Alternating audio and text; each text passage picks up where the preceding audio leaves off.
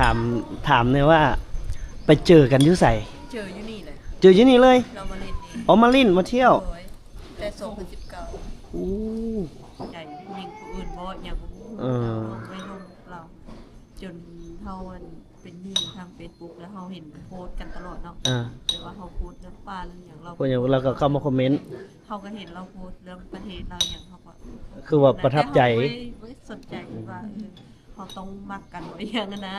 แล้ววันที่2023เราติดต่อมาที่ไปป่าเตรียมป่าแคมปิ้งทางนาหาราวางไปเป็นไกด์เพิ่นลงกัน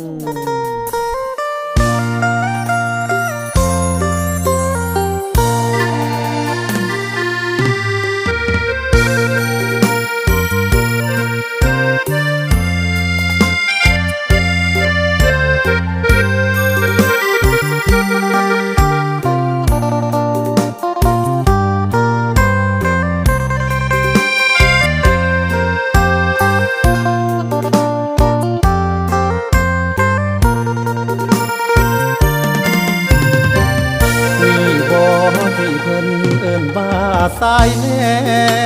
นอยู่คนละแดนยังได้มาเป็นแฟนกันพี่เป็นหนุ่มไทยข้ามฟ้า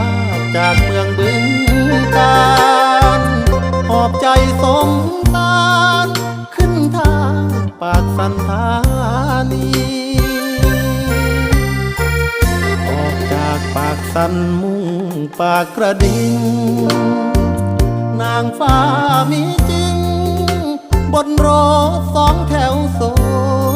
ฟีจึงเกิดตำนาน Hello Good morning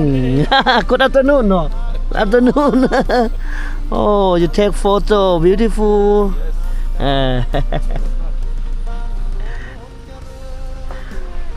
เดี๋ยวเฮาก็สิไปอาหารน้องอำไพไปส่งบัตรเซิร์นพี่น้องหรือว่าการเซิร์นเพราะว่าเฮามีเฮาเป็นแขกเนาะเฮาเป็นแขกรับเซิร์นเพิ่นเดี๋ยวเฮาก็สิไปหาน้องเพิ่นแต่งงานกับคนต่างประเทศนะพี่น้องไอ้น้ำมักภาษาอังกฤษบ่คักบ่ภาษาอังกฤษ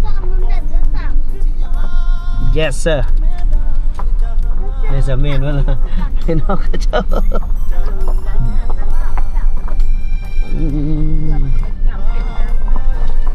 โอ้คักเนาะเป็นดีเนาะ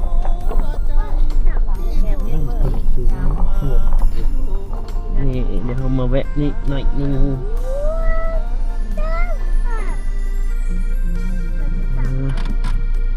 เดี๋ยวแวะหน่อยนึงแล้วเดี๋ยวจอดรถครับนี่ก็การ์ดเซิร์นมาส่งการ์ดเซิร์นไหนลงใส่ต้องไปกินข้าวหิวเลยเนาะเดี๋ยวเพิ่นเดี๋ยวเอาการ์ดเซิร์นก่อนเอาการ์ดเซิร์นก่อนลูกเพิ่นเฮ็ดแล้วดองเพิ่นเฮ็ดแล้ว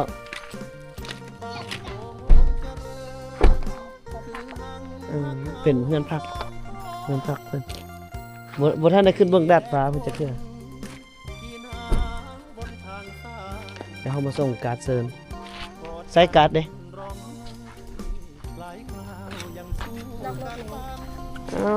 ลูกล่ะสบายดีเบิ่งรถได้ลูกโอ้ยบ่ได้มาซ้ำเว้ยบ่คักแล้วมาตามหลัง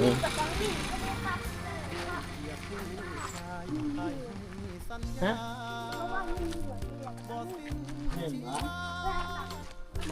มาพี่พ่อของงานเพิ่นอยู่ไส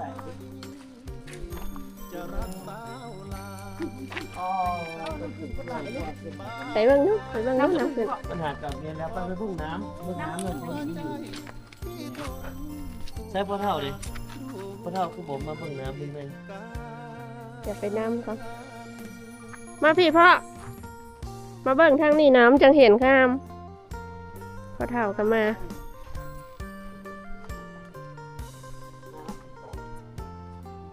ดีมาเบิ่งวิวเท่าไหร่พ่อน้ำไปขึ้นไป ชักบ่หันแรงไฟบ่หันแรงไฟชักแห้งแล้วเมื่อคืนนี่เมาก่อนบ่ได้มาดองคือซ้ำ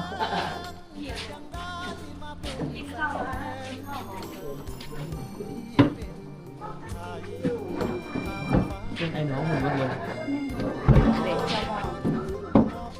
อ๋อสบายดี อ้าวบ่ได้มาเด้อบ่ได้มา ของลาน้อยเด้อลาน้อยฝากมาแน่ สิได้ดีบ่ได้มาบวชกันมาถ่ายคลิปน้อง แม่นไอ้ก็เสียดายอยู่อย่าผิดนะสบายดีก่อน Hello กินข้าวกันเนาะ กำลังว่าสิเมื่อรักเศร้า ไม่พอเท่าโอ้ยเดี๋ยวได้เมียคนลาวไปเดี๋ยวได้ขับบ่รถงามบ่คนลาวงามบ่แต่เรางามบ่คนได้เมียคนลาวงามบ่ I'm beautiful for you เดี๋ยวเพิ่นคนประเทศ สวิตเซอร์แลนด์ อ๋อสวิตเซอร์แลนด์อู้ beautiful country Switzerland Thank you. Laos, It's Laos too. it's nice it's very beautiful นะเห็นภาพ เป็นประเทศเมืองผู้หลาย เม็ดภูเขา แต่ งา ว่าม เป็นว่าประเทศเรางาม งาม Who parted like Laos? ไรเราคือเราเลย รถเต้นงามสมกันเหมาะสมกัน We are good together Try. You are handsome and she beautiful ไปเดี๋ยวเข้าไปนั่งทางนี้เนาะนั่งทางนี้ก่อน แม่เข้าไป เอามาอย่างนี้กินดิอ๋อมาส่งบัตร ไอ้เท่านี้พาน้องไปเข้าห้องน้ำเลยไปนี่ดูห้องน้ำไปเลย มีพี่น้องคนมามีไอ้น้องคนมาแต่สวิตเซอร์แลนด์โอ้นี่ฮัลโหลสบายดี My cousin อ๋อ and the girlfriend of my cousin. Charlene Fabrice. Tabaidi. สบายดี This is I, It's the brother of Empire. I take a YouTube Ah, okay. Yeah I make a Hello, YouTube YouTube. Yeah Switzerland Yes, yes. Switzerland is beautiful and beautiful mountain oh many mountain are beautiful Yeah. It's very cool. yeah โอเคเดี๋ยวเราชิด Vous avez fait quoi là? บ่เตียงกับเว้าภาษาอังกฤษปู่ป่าเอ้ามานั่งกินข้าวน้ำกันก่อนบ่ฮะบ่หัวหน้าเอ้ยส่งบัตรแล้วก็กินข้าวกันบ่ โอ้ถือว่าเป็นการสร้างครอบครัวข้ามทวีปเลยพี่น้องสวิตเซอร์แลนด์ก็เป็นประเทศที่สวยงามเนาะแล้วก็มาเดี๋ยวเฮามาเบิ่งน้ำงามแฮงนี่หารเพิ่นงามแฮงพี่น้องจุดนี้สุดยอดเลยสวยงามขนาดโอ้คักแท้พี่แต่ละไอ้น้ำไปแต่ละโอ้คักแฮงพี่น้องเพิ่นจัดงานอยู่ไสวะฮะอ๋ออยู่หั่นบ่โอ้ยเสียดายเด้พี่น้องเอ้ยบ่ได้มาโอ้ยเมื่อคืนนี่บ่ซันสิเอาโดรนมาบินน่าจะมัดแขนเพิ่นมัดแขนอย่างนี้สวยงามขนาดเลยสวยงามแม่นวิวดีบรรยากาศดี แม่นเขาเจ้ามัดแขนต่อจังโมงก็ 3 โอ้ผู้ดีวิวงามเลย งามแห้งว่าเนี่ยกัดอยู่นี่ถ่ายรูปเข้ามา เดี๋ยวสิขอรูปนะเพิ่นจักหน่อยหนึงครับ มาเอาตอนมันบ่มีภาพงาม บ่เป็นหยังเพิ่นจัดภาพเดี๋ยวสิเอารีวิวให้พี่น้องได้เบิ่งเดี๋ยวสิขอรูปนํเพิ่นพี่น้องมารีวิวภาพให้ FC ได้เบิ่งอยู่จุดนี้ก็สิเป็นจุดร้านอาหารแล้วก็เป็นจุดคันจังหวัดทำเลดีเลยแหละพี่น้องอยู่จุดนี้นะโพสีท่าล่างจุดนี้ถือว่าสวยงามหลายฮะบ่ลมงามหลายเดี๋ยวนั่งเล่นนะเพื่อนจังหน่อยนึง มาตัวแมวพัดลมก็ปิดเอง สบายดี สบายดีก็ลุกลบทุกกัน สบายดีแบมมาส่งบัสบ่ ดู มากินข้าวเก่งเลยนะเฮ้ยโอ้หล่อแต่ว่าแบมแบมเฮียแบมหรือสิเป็นเจแบมสิเป็นเจแบมหรือเฮีย เป็น แบม ผู้ชายหรือเป็นผู้หญิงแบมที่เป็นผู้ชายหรือผู้หญิง ชายหรือยิงลูก ผู้ชาย ผู้ชายบอกหรือว่าบ่ฮู้สิเป็นหยัง ใช่เว้ากับค่อยเว้าใช่ไหมบ่ได้เว้าดังไหน แบมแบม บ่รู้ว่าเองใส่หมวกนะ อ๋อเห็นบ่เฮือเห็นบ่เฮือไปหาปลาเห็นบ่โอ้คักแท้เฮือไปหาปลาเฮือไปหาปลาเอาไปถ่ายรูปน้ำอายบ่เฮ้ยไปเช็คโฟโต้มานะเช็คโฟโต้มานะนี่ถ่ายรูปเลยไหนพ่อถ่ายให้นี่มาเอาแม่อันนี้ไอ้น้ำแล้วไหมเช็คโฟโต้ไว้โอ้นี่หล่อขนาดเลยพี่น้องยอดเลย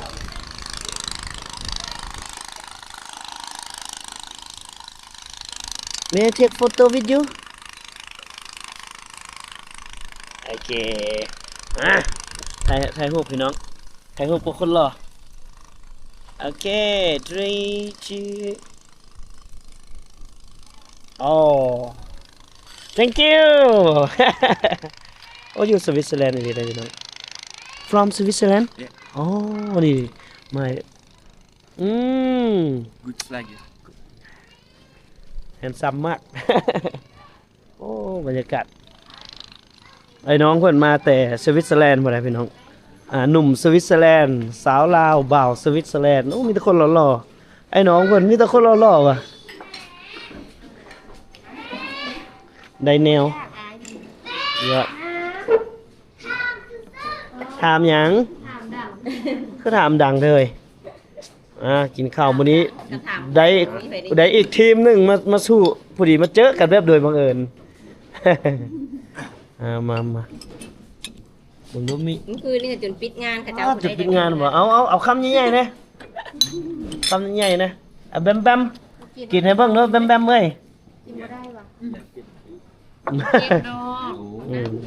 เก่งปลาเช้านี่ก็ยังเจ็บ เจ็บแข้ว เจ็บแก้วอีพ่อ ทางนี้ก็เจ็บแข้วเดี๋ยวก็เท่าแก้มก็ได้ โอ้จะเบาตำบักฮงตำบักฮง Jen say before I say sometime you change me. จับเป็นตาแซ่บละเบิ่งลองหมดดู เปิดอยู่นะ มืดบ่มืดมันย้อนแสง Bye. อ๋อ ยังไม่อด แซ่บหลาย ไป เดี๋ยวไปไม่ให้นั่งนะได้จริงๆเอาไปดูในห้องน้ำนั่งไม่ได้ ได้ถุงใส่มาแกะสำหัว ถามเนาะโอเคหมดเลย They don't. Bye, Jen. Can I do? แซ่บหลายโอ้ยเสียดายบ่ได้มาเมื่อวานนี่พี่น้องเอ้ยมื้อนี้จัดชุดใหญ่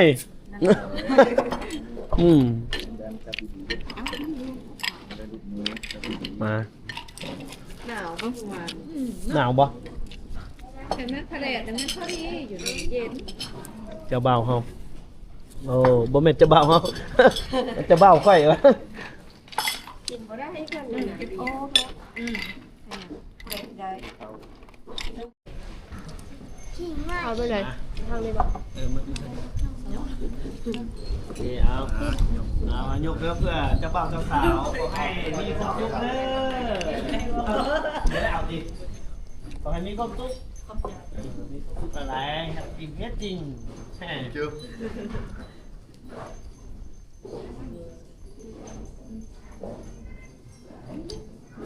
ถือว่าเป็นคู่แต่งงานที่ว่าต่างประเทศต่างทวีปอีกเลยเนาะคนละทวีปอีกต่างชนเผ่าแต่ว่าความรักมันบ่ได้กันกันด้วยภูเขาบ่ได้กันกันด้วยสายน้ำเนาะเพราะว่าความรักนี้มันจะทะลุไปทุกมิติเลยล่ะบ่ว่าจะอยู่ไสถ้าว่าเฮามีความรักจะมันก็ผ่านอุปสรรคทุกอย่างไปนี่คือยินดีกับน้องอำไพที่ว่า ได้คู่ครองได้คู่ฮักเนาะที่สมกันเบิ่งแล้วนี่รู้สึกแฮปปี้แทนชาวโลกแฮปปี้แทนทุกคนพี่น้องสาวลาวเบาไทยบ่เตือนคำกะสร้างประวัติมาละอันนี้เสียดายบ่ได้มานำเสนอตอนแต่งงานเสียดายแฮะเบา ชาวลาวเบา สาวลาวเบาสวิตเซอร์แลนด์แฮปปี้ขอให้แฮปปี้หลายๆเที่ยวไปอยู่เนาะน้องเนาะเที่ยวไปเที่ยวมา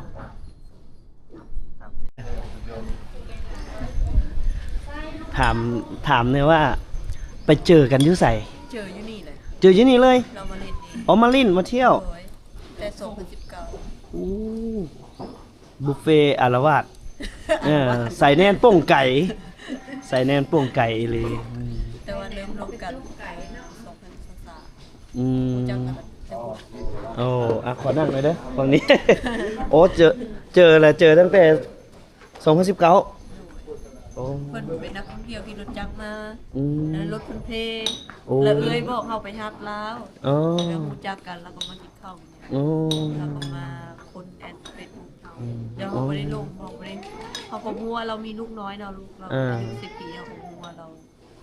สนใจผู้หญิงผู้อื่นบ่อย่างบ่เขาไม่ลงเรา จนเฮาเป็นหนี้ทาง Facebook แล้วเฮาเห็นโพสต์กันตลอดเนาะแต่ว่าเฮาโพสต์เรื่องป้าเรื่องหยังเรา คนอย่างเราก็เข้ามาคอมเมนต์ เขาก็เห็นเราโพสต์เรื่องประเทศเราอย่างเขาก็ คือว่าประทับใจ ไม่สนใจว่า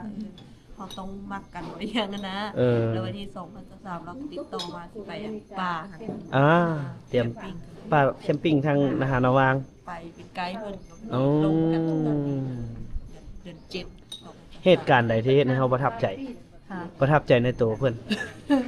เหตุการณ์ตัวใด มาที่ว่าจังได๋ความให้เกียรติเนาะความให้เกียรติกัน เป็นผู้ใหญ่ ผู้ใหญ่ ให้เกียรติเดี๋ยวสิถามเพิ่นเริ่มฮักเริ่มเลิฟอัมไพตอนใด when you feel like me Huh? when you feel you like me Oh, secret this.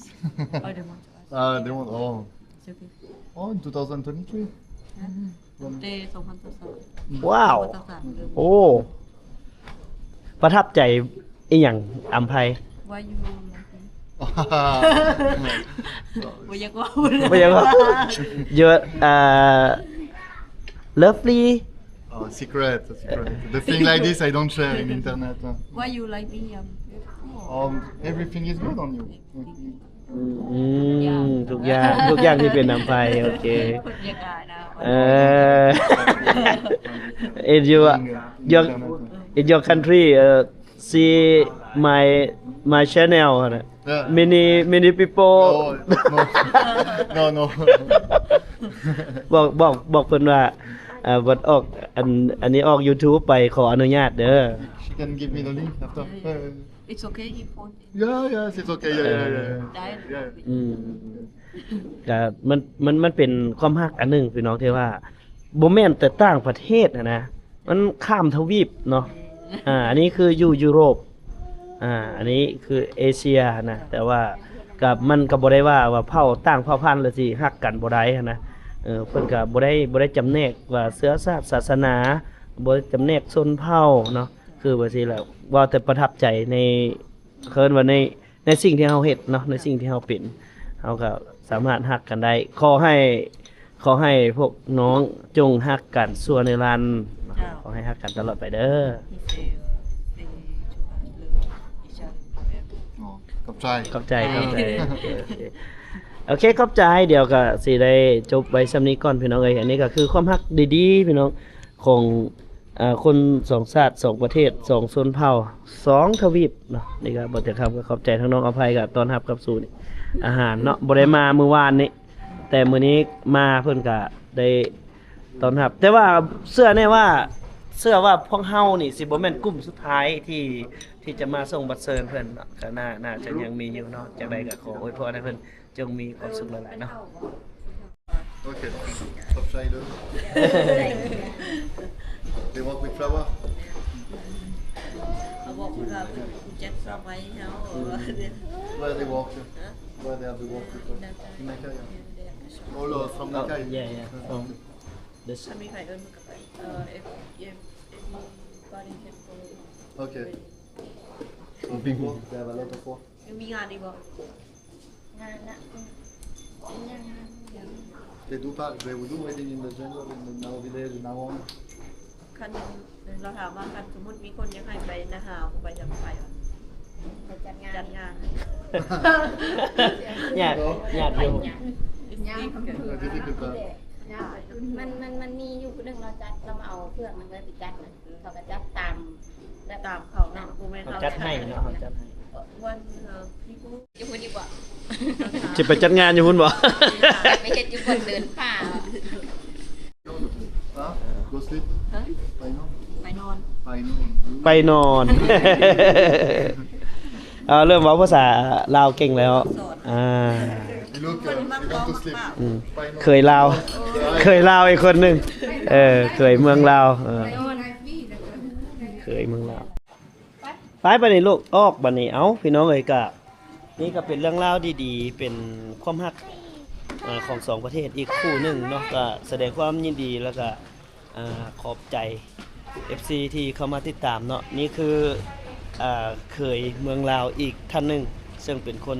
สวิตเซอร์แลนด์เนาะทวีปยุโรปพุ่นละเพิ่นก็ยังมาพบฮักก็ดังที่น้องๆเพิ่นได้เล่าให้บ่าวตะคำได้ฟังกันแหละเนาะก็ดีใจนำพี่น้องเอ้ยที่ว่าคนเฮาทั่วโลกนี่ถ้าว่าทุกคนนี่มาเป็นเครือญาติกันมาเป็นเป็นคนที่ฮักแพงกันดังเช่นครอบครัวเดียวกันนี่ก็คือสิดีเนาะประเทศเฮาโลกเฮาคือสิสงบสุขบ่แก้แย่งสิ่งดีกันก็หวังว่าคงจะ